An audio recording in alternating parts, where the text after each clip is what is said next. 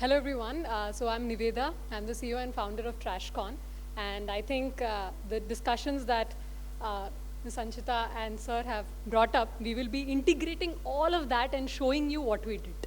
So basically we'll be showing the execution of everything that has happened. So as ma'am had rightly mentioned, we know the reality already, and she has already taken us through the process and the wonderful policies that set place, because of which entrepreneurs like me could do innovations, right?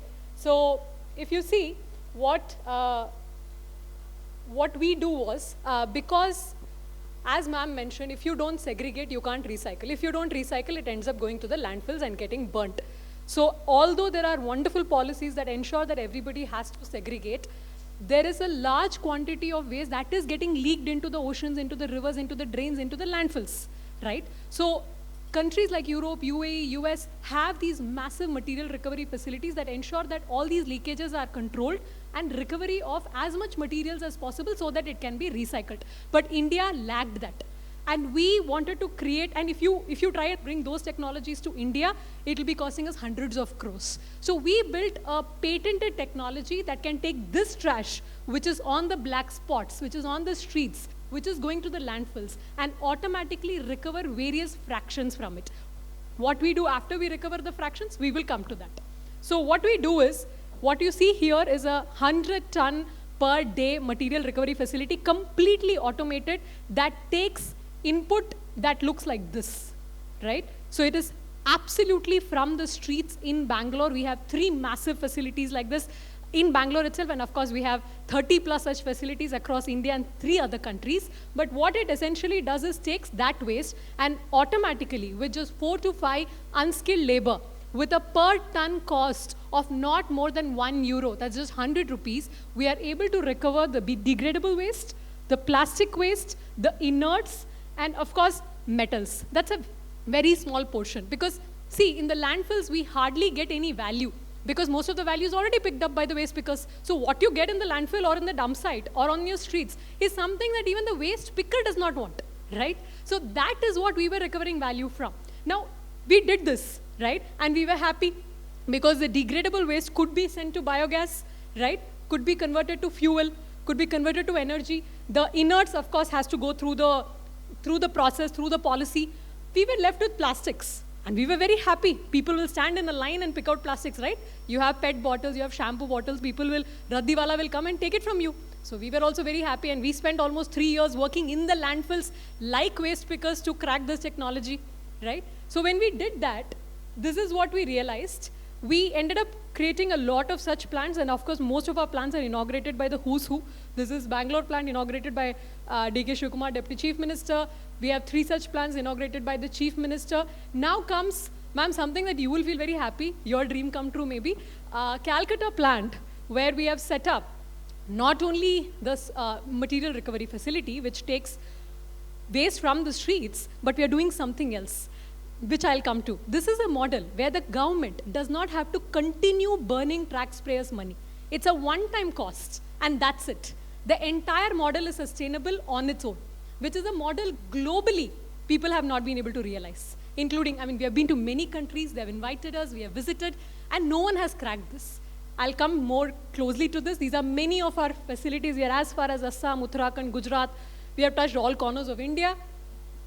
Now, the entire process, like I told you, we make it extremely low cost in terms of CAPEX as well as OPEX, and we have made it idiot-proof. Because the person who is handling such equipments are not you and me, but an unskilled labor who is mostly drunk also, right? So you need to make a machine or a technology that can be operated in the worst of conditions. And of course, we use the best of parts. We don't compromise. There are times when, to match government tenders, we have to go low cost, but we have never ever compromised on the quality of the materials. Now let's look at what Europe has, what India has, and what we made, right? So we have visited many, many material recovery facilities in Europe, in UAE, and this is what we know, that in UAE they have set up a 500, 600 tons per day plant, and the cost is not less than 200 million dirham, right? And we are one, I don't know how much of that particular thing, it could be even 1/100th of that particular cost, recovering the same valuables, right? And of course, now we have signed up with the Royal Family of Sharjah, and we are also working with Abu Dhabi. We'll come to that. So there are many such differences. Now comes the bigger point. You remember the plastics that I told you that I thought people will stand in a line and pick it up? Nobody wanted these plastics. Waste speaker also did not want, right? And these are the plastics that ma'am mentioned, which are multi-layered plastics. She mentioned about your Maggie packets, right? So these are the plastics which has a layer of aluminum sticking onto it. Now, this almost comprises, I mean, we don't have official records, but almost 70 to 75% of all the plastics that's being generated as per several NGOs that work on ground. You don't throw a shampoo bottle or a pet bottle out every day, but you throw a Maggie packet or a chips packet out every day, right? Now, this composition of these multi-layered plastic is so complicated. It has PET, it has polyethylene, it has different layers. So normal recyclers do not want to recycle this because that means their machines cannot handle this particular material. So after doing all of these sacrifices, building a patent-granted technology, being featured everywhere, being awarded by our Prime Minister and whatnot, we were still left with a major chunk that would either go to the landfills or in the best case, go for co-processing in cement plants, right? So that is when we realized something needs to be done. Otherwise, the process is only half done.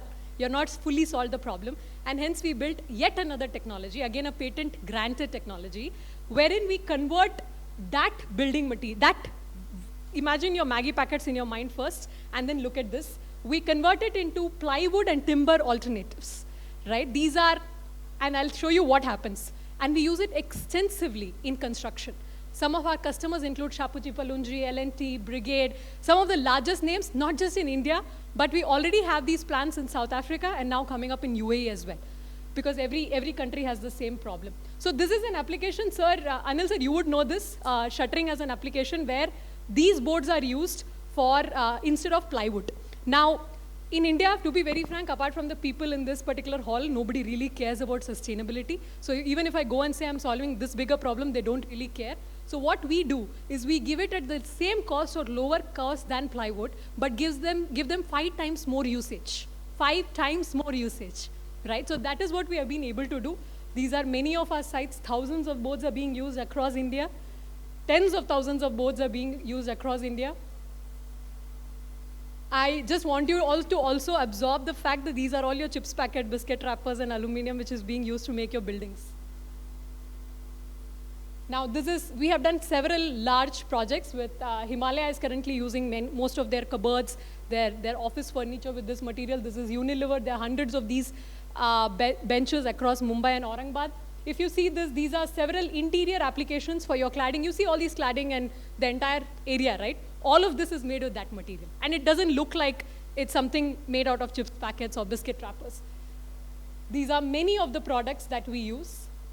Now, as Mr. Anil mentioned, it's very important that when you're making a material, it should be toxicity free. It should be completely free. Of course, you're using food grade plastics to recycle it. It will not have any issues, but still, we went through extensive toxicity reports and ensured that it is absolutely safe for use.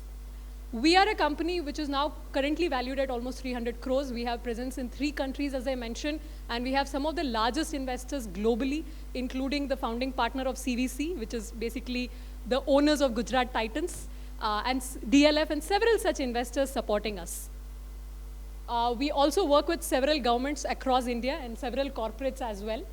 We are awarded by Prime Minister of India, Prime Minister of Norway, United Nations, World Bank, World Economic Forum. I've spoken there and led discussions. But what we want to tell you is that maybe for the first of its kind, a sustainability initiative, a completely made in India technology is now being sought after globally, right?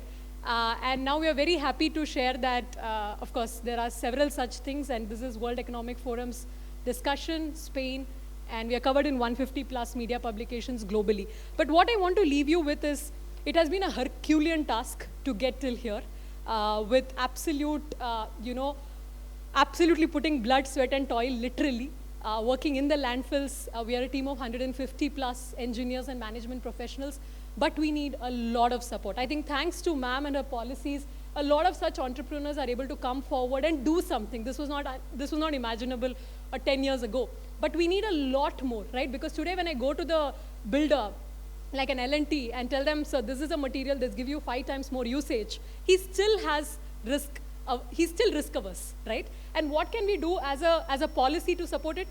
He's still paying 18% tax for the same material, which we are doing so much to recycle. Ideally, they laugh at me and tell, are you even doing a good job? Because we are still paying 18%. Does the government even care about this, right? So what if we can have a 5% tax on products like these, which will bring out lots of more entrepreneurs onto this particular platform?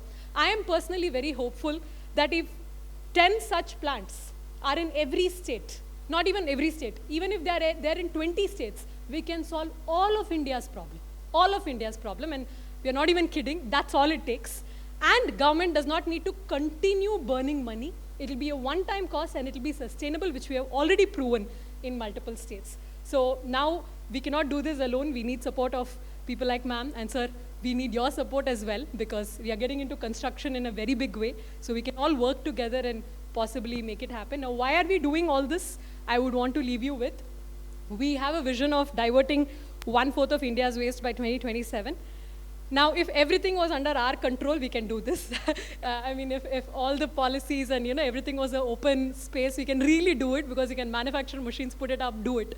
But there are lots of things that are roadblocks to us, which are beyond our control. But this is definitely possible. When I started this company in 2017, and we were in product development for 3-4 years, I wouldn't have imagined. But today, I believe that this is possible.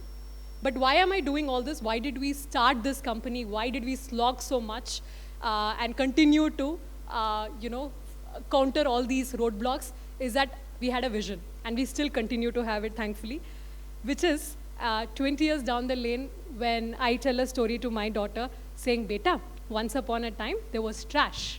My daughter should say, "Mama, what is trash?" And that is our vision. So looking forward to working with you all to make it happen. Thank you so much.